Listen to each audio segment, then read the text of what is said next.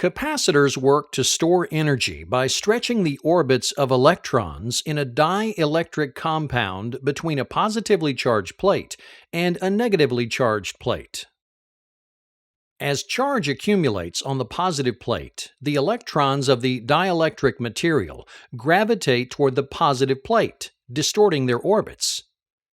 The attraction of the nucleus to the negatively charged plate further stretches the atoms. This process of distorting the orbit of the electrons uses energy that then becomes stored in the dielectric material. A capacitor must be attached to a closed circuit with an energy source, such as a battery, in order for it to store energy. When the switch is closed, electrons flow and charge builds up on the capacitor's plates.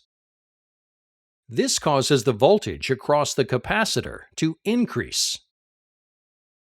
Eventually, the voltage across the capacitor will equal the voltage of the sources. At this point, the flow of electrons stops because the source voltage and capacitor voltage is equal but opposing each other.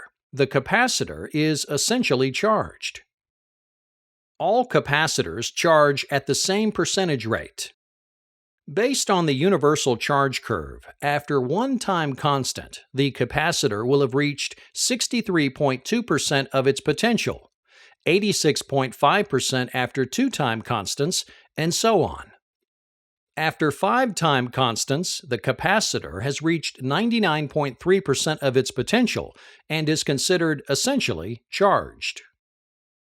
A time constant in seconds is equal to the resistance of the circuit in ohms multiplied by the value of the capacitance in farads. For example, in this circuit, if you have a 1 megaohm resistor and 5 microfarads capacitor, the time constant would be 5 seconds.